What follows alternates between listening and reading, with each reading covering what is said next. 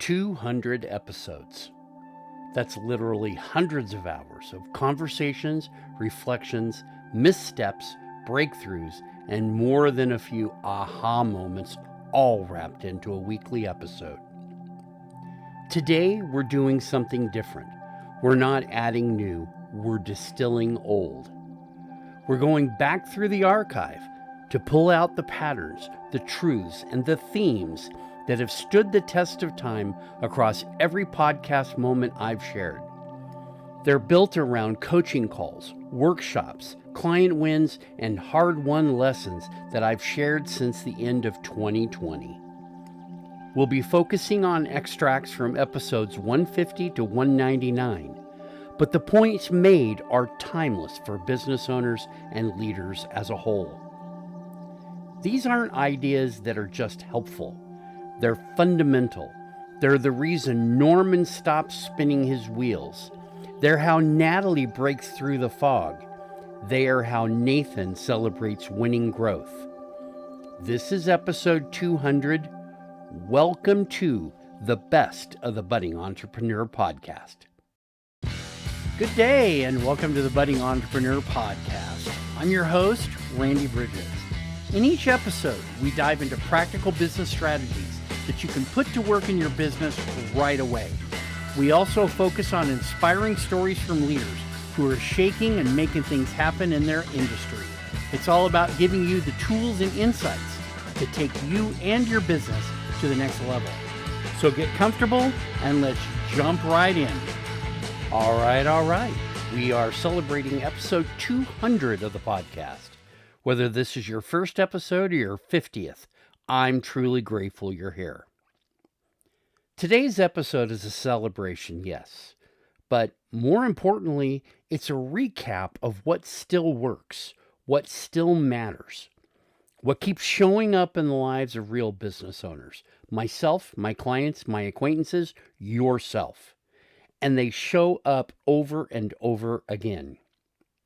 We're going to revisit key themes that had echoed across this show.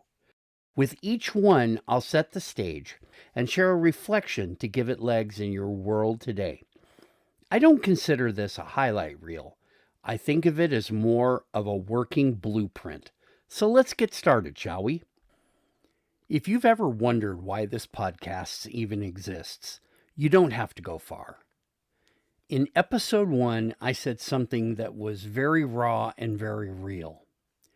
Doing this scares the crap out of me. That was the beginning. No polish, no performance, just an honest attempt to speak directly to other business owners who, like me, were stepping into something they didn't fully understand yet. And I followed it up with this statement. I really wish that years ago I could have found someone to give me a clue about what I was getting myself into by going into business, to tell me that I wasn't alone. That's been the heartbeat of this entire show. It's not here to make you feel good. It's here to give you a foundation, something to stand on when the tactics aren't working, when the spreadsheets don't make sense, when you wake up in the middle of the night wondering, what did I get myself into? That's why this podcast was started. And after 200 episodes, that mission hasn't changed. I'm still focused on building businesses that last. I'm still here to speak the truth without fluff and without ego. So let's jump into today's highlights. And we're starting exactly where all strong businesses begin. Leadership. When I look back over the past 200 episodes, that's the one theme that never stops showing up. Not leadership as a buzzword, but real leadership. Leadership that grows your vision. It shapes your culture and it makes a business truly work at its best, ideally without burning the owner out in the process. I covered leadership insights from episodes 155 to 159. Now, leadership is often romanticized as charisma, inspiration, or a personality trait. But what we've seen over and over again, especially in growing service businesses, is that leadership is operational. It's baked into how the business is structured, how the clarity flows, and how outcomes are reinforced across the board. Leadership isn't just a style, it's a structure. Another quote from me. It's from episode 155, where I outline 6 families of leadership.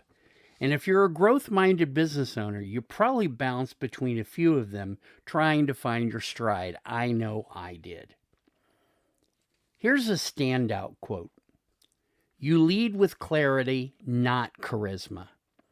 I've seen too many owners think they need to be louder, funnier, or more inspiring. But what their teams really needed was clarity.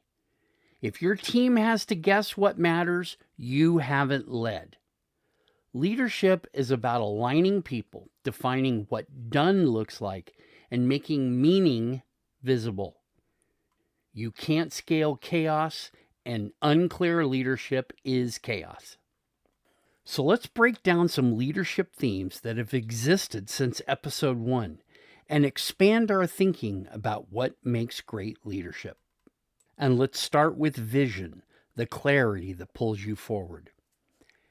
In episodes 168 to 170, I really broke down vision from my point of view, but also from a lot of different places that make sense for me. And there's a reason I started this section with vision, because it's where everything else begins. Vision is more than a mission statement or a goal on board. It's the North Star that guides your team. It filters your decisions and it powers your momentum. Without the clarity of vision, everything else becomes guesswork. As I said, vision isn't optional, it's directional. When the vision is foggy, everything else gets muddy. Your people don't know what they're building, your clients can't feel the difference, and your decisions, they become reactive instead of strategic. You don't scale confusion is another major statement that drove this home, especially in episode 170. I usually frame it, start with the mountain and then pick the trail. Because clarity isn't just for planning, it's a loyalty magnet. When your team knows where you're going, delegation becomes easier, ownership becomes natural. And when you stop borrowing other people's dreams and define your own, that's when the business becomes real. Another great theme was transformation, embodied, not performed. And this came from episodes 162 and 163 with my interview with Adele Whitley. And she is a wonderful transformational coach who I didn't just interview, but I also got a chance to work with her side by side through our Wealthy Consultant program. And so I saw her as she was working through her process, and it was exceptional to watch. So I want to dig into this. Her theme is transformation, inner identity, and emotional growth. We're going to just wrap it up in that. So while systems and structures are essential, lasting leadership also has a deeply personal layer. Transformation isn't something you do to others. It's something you model, something you live. And this section dives into the internal growth that supports the external scale. And that brings me back to Adele. We explored a different layer of leadership, which is the internal transformation.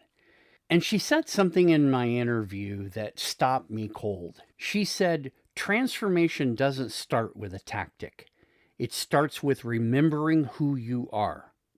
And she also gave us this gem.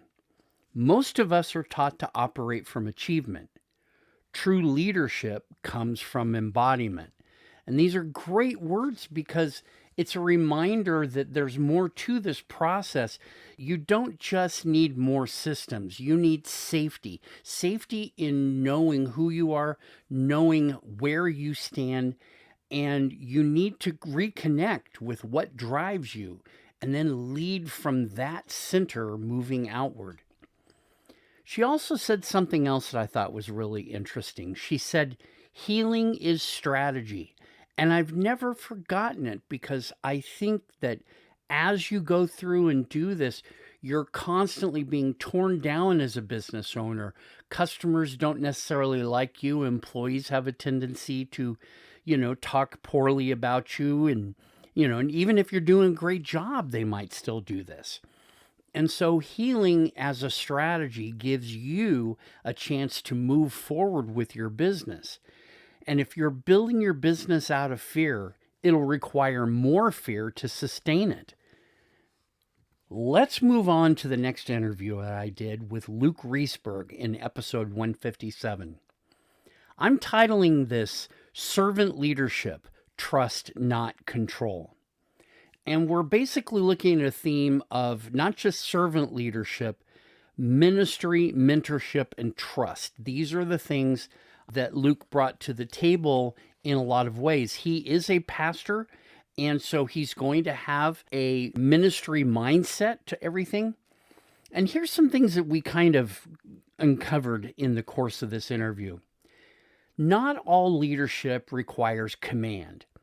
Sometimes the most effective path is the one that's built on trust, presence, and humility. Now, I want to explore how servant leadership flips the traditional script and earns commitment through care, not control.